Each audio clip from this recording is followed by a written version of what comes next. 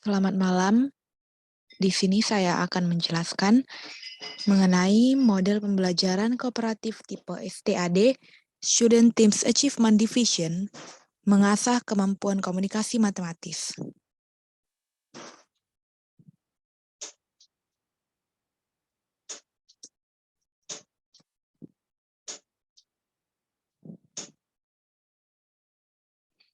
Adapun pembahasannya yang pertama, model pembelajaran kooperatif tipe STAD, kemampuan komunikasi matematis, hubungan variabel, yang keempat RPP.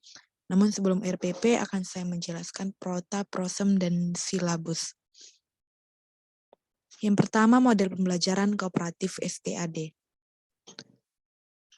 Berdasarkan 5 pengertian yang telah saya kaji dari berbagai jurnal, saya mengambil kesimpulan bahwa model pembelajaran kooperatif tipe STAD, Student Teams Achievement Division, adalah model pembelajaran berkelompok yang menekankan aktivitas dan bekerja sama antara siswa dalam kelompoknya, di mana beranggotakan siswa dengan kemampuan yang berbeda-beda, sehingga dapat saling membantu.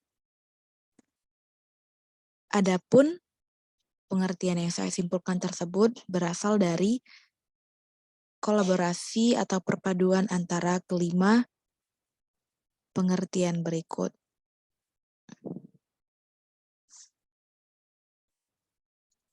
Selanjutnya adalah langkah-langkah model pembelajaran tipe STAD. Yang pertama, penyajian materi. Yang kedua,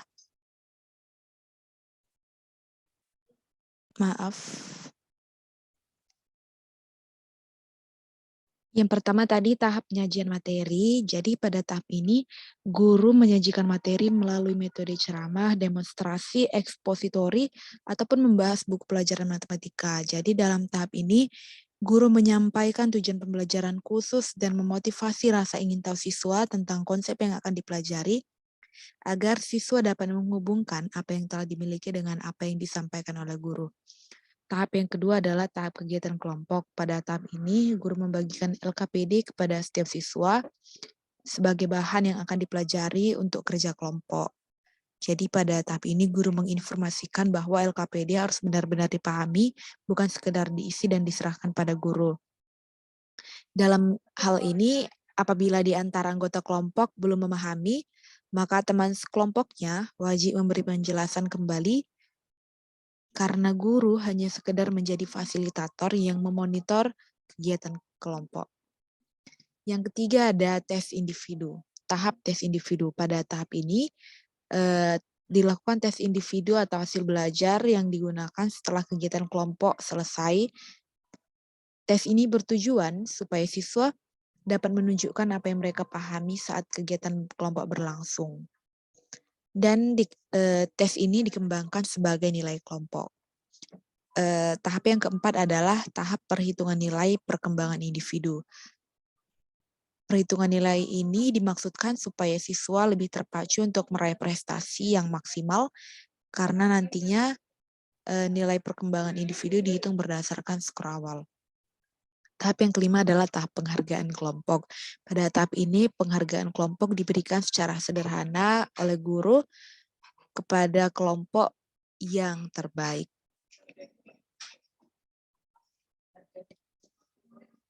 Selanjutnya adalah kemampuan komunikasi matematis. Seperti halnya yang sebelumnya, berdasarkan 5 pendapat para ahli yang saya kutip dari berbagai jurnal, saya dapat menyimpulkan bahwa kemampuan komunikasi matematis adalah kemampuan menyampaikan ide atau pengetahuan matematis secara lisan maupun tertulis dalam bentuk simbol, bilangan, gambar, diagram, dan grafik. Selanjutnya, indikator kemampuan komunikasi matematis. Indikator yang pertama, kemampuan mengekspresikan ide-ide matematika melalui lisan, tertulis, dan mendemonstrasikannya, serta menggambarkannya secara visual. Yang indikator yang kedua adalah kemampuan memahami, menginterpretasikan, dan mengevaluasi ide-ide matematika, baik secara lisan maupun dalam bentuk visual lainnya.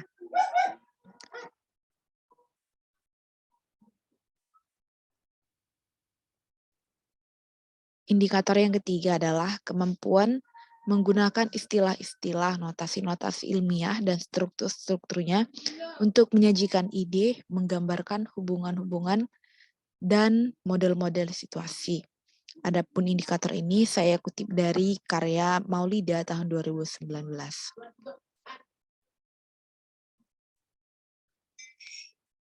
Yang ketiga adalah hubungan model pembelajaran kooperatif dengan kemampuan komunikasi matematis siswa.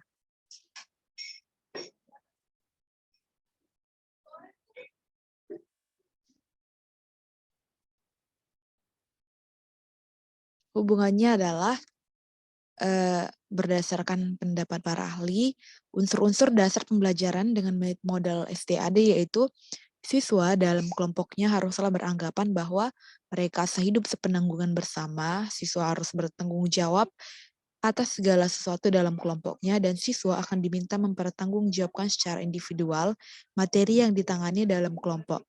Hal ini akan meningkatkan kemampuan komunikasi matematis siswa.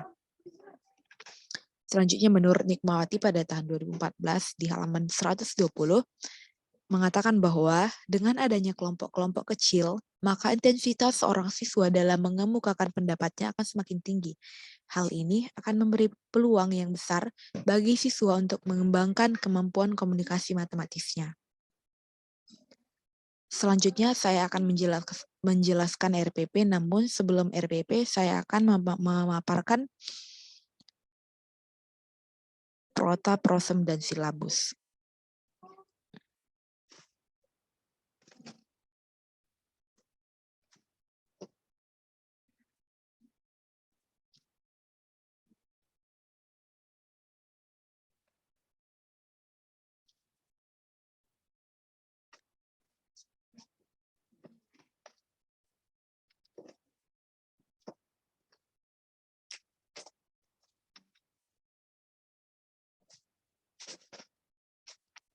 Berikut adalah program tahunan yang saya buat, yaitu mata pelajaran matematika untuk semester 1 di kelas 9, Satuan Pendidikan SMP. Di semester 1, KD-nya yang pertama menjelaskan dan melakukan operasi 3.1, menjelaskan dan melakukan operasi bilangan berpangkat, bilangan rasional, dan bentuk akar, serta sifat-sifatnya. Materi pokoknya adalah bilangan berpangkat dengan waktu sebagai berikut. Yang kedua, KD yang kedua menjelaskan persamaan kuadrat dan karakteristiknya berdasarkan akar-akarnya serta cara penyelesaiannya. 3.3 menjelaskan fungsi kuadrat dengan menggunakan tabel, persamaan, dan grafik. 3.4 menjelaskan hubungan antara koefisien dan diskriminan fungsi kuadrat dengan grafiknya. Dengan materi fungsi kuadrat, yaitu hubungan koefisien dan diskriminan. Selanjutnya, untuk semester 2, KD 3.5 menjelaskan transformasi geometri, refleksi, translasi, rotasi, dan dilatasi yang dihubungkan dengan masalah kontekstual. KD 3.6 menjelaskan dan menentukan kesebangunan dan kekongruenan antar bangun datar. 3.7 membuat generalisasi luas permukaan dan volume berbagai bangun ruang sisi lengkung dengan materi luas dan volume bangun ruang sisi lengkung dengan waktu yang tertera. Selanjutnya adalah program semester dengan kompetensi inti sebagai berikut. Yang pertama, menghargai dan menghayati ajaran agama yang dianutnya. Yang kedua, menghargai dan menghayati perilaku jujur, disiplin, tanggung jawab, peduli, toleransi, gotong royong, santun, percaya diri dalam berinteraksi secara efektif dengan lingkungan sosial dan alam dalam jangkauan pergaulan dan keberadaannya. 3. Memahami dan menerapkan pengetahuan berdasarkan rasa ingin tahunya tentang ilmu pengetahuan, teknologi, seni, budaya, terkait fenomena dan kejadian tampak mata. Yang keempat, mencoba mengelola dan menyaji dalam ranah konkret dan ranah abstrak yang sesuai dengan yang dipelajari di sekolah dan sumber belajar lain yang sama dalam sudut pandang atau teori. Untuk KD 3.1 materi pokoknya yaitu bilangan berpangkat dengan alokasi waktu 40 menit kali lawan pertemuan. Untuk KD 3.2 dengan materi pokok persamaan kuadrat, alokasi waktunya adalah 40 menit kali 10 pertemuan. KD 3.3 dengan materi fungsi kuadrat dengan alokasi waktu 40 menit kali 10 pertemuan. KD 3.4 dengan materi pokok dengan materi fungsi kuadrat yaitu hubungan koefisien dan diskriminan dengan alokasi waktu 40 menit kali 10 pertemuan. Dan KD 3.5 dengan materi transformasi geometri dengan alokasi waktu 40 menit kali 10 pertemuan. Selanjutnya ada silabus.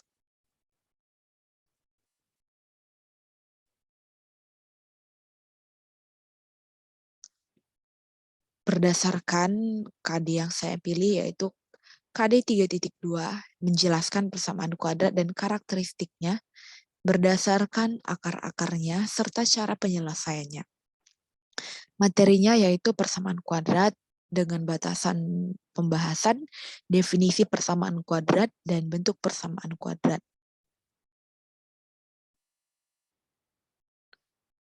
Sedangkan untuk KD keterampilan 4.2 menyelesaikan masalah yang berkaitan dengan persamaan kuadrat, yaitu dengan materi menentukan akar-akar persamaan kuadrat dengan metode pemfaktoran. Adapun indikator pencapaian kompetensinya adalah 3.2.1 yaitu menganalisis komponen persamaan kuadrat dari contoh-contoh yang ditemukan. Hal ini adalah tingkatan C4 pada taksonomi Bloom. Ya, yang kedua, memisahkan bentuk-bentuk aljabar yang termasuk bentuk persamaan kuadrat dan bukan bentuk persamaan kuadrat. Ini termasuk tingkatan C5. Yang ketiga, menyusun langkah-langkah menentukan akar-akar persamaan kuadrat menggunakan metode pemfaktoran.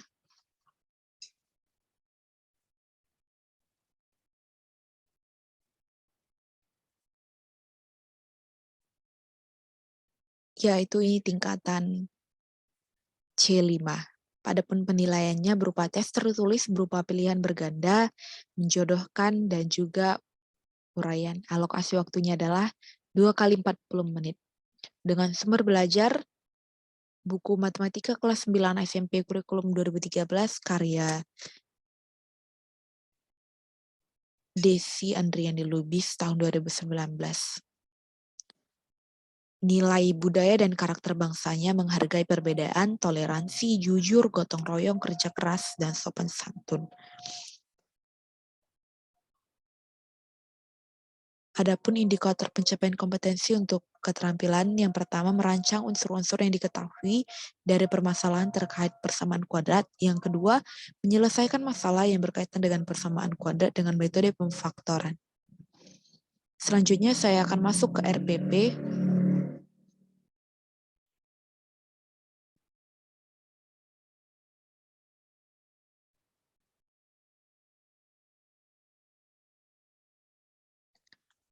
Rencana Pelaksanaan Pembelajaran atau RPP di Sekolah SMP Negeri 3 Percut Setuan, mata pelajaran Matematika, kelas 9 semester 1 dengan materi pokok persamaan kuadrat untuk pertemuan 1 dengan waktu 2 kali 40 menit.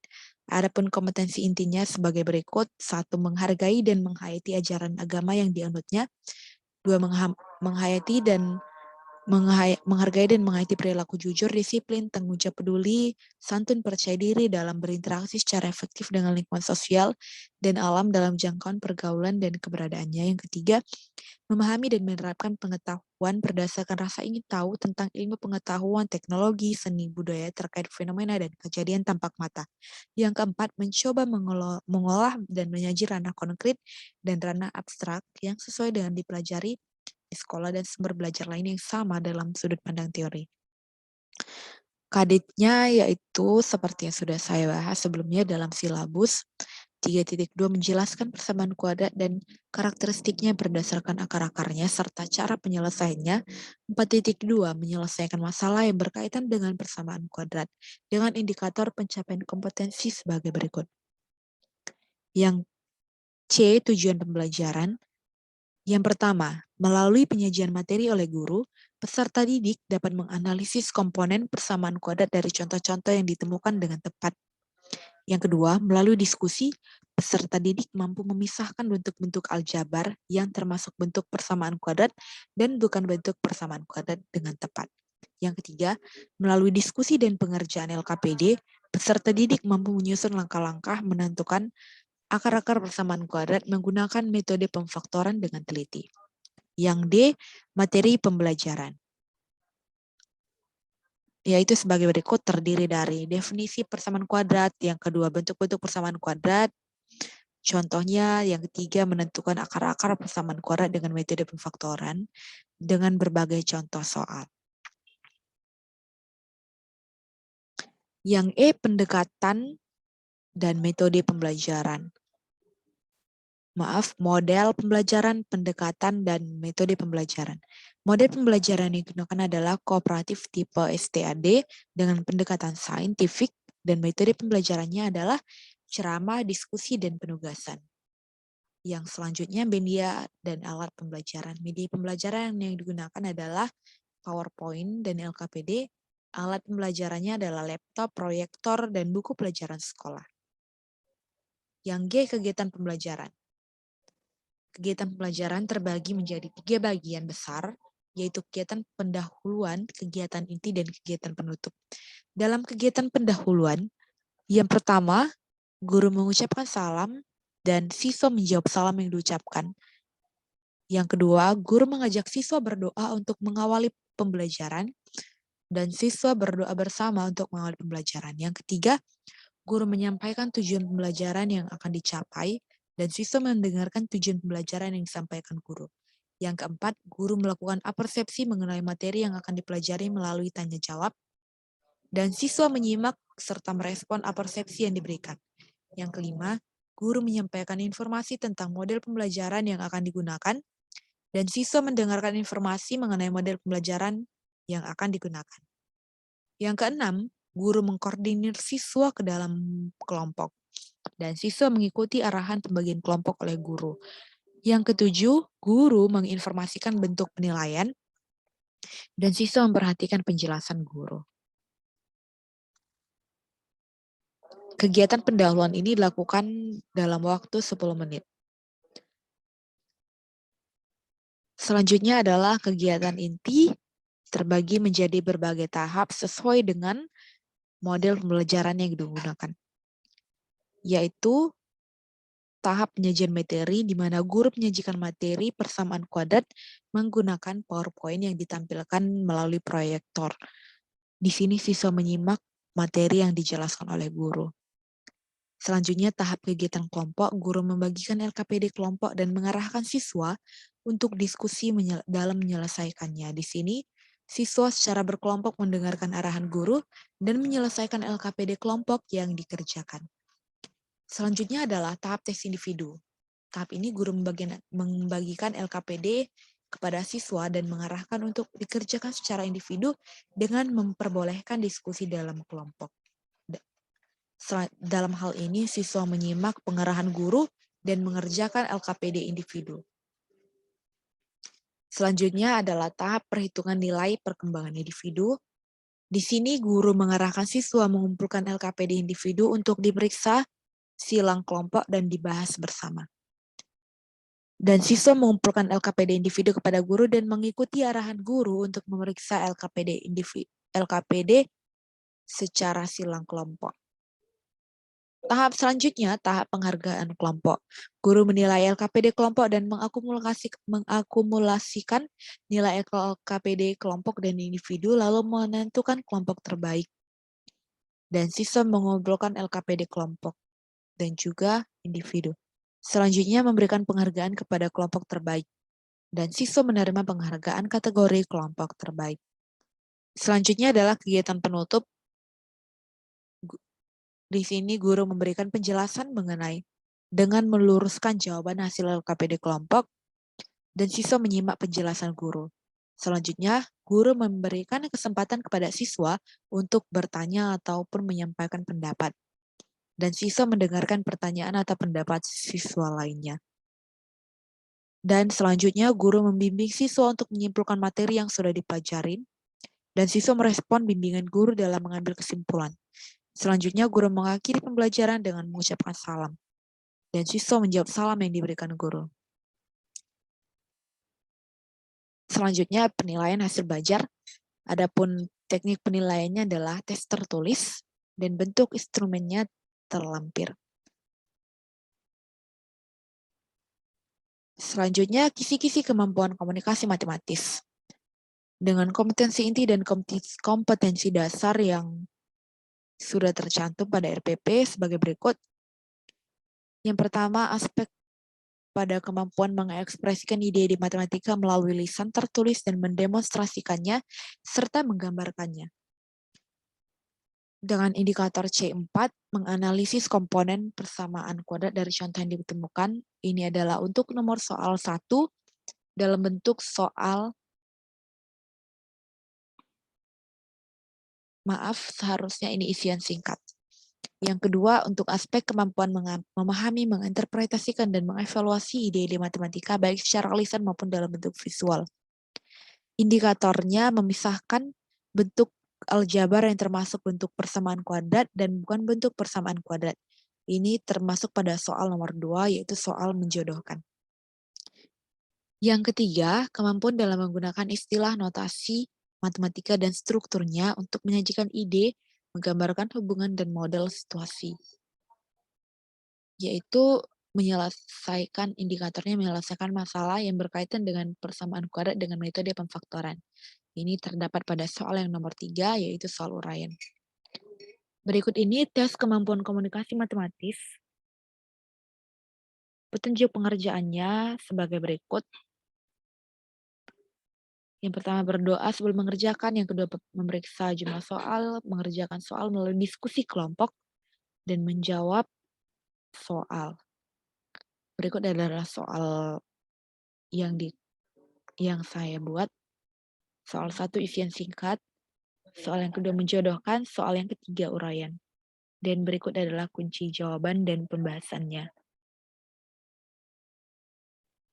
Rubrik penskoran tes sebagai berikut. Sekianlah presentasi yang dapat saya sampaikan. Apabila ada kekurangan, saya mohon maaf. Dan saya mengharapkan masukan dan saran dari Ibu untuk kebaikan yang selanjutnya. Terima kasih saya ucapkan. Selamat malam.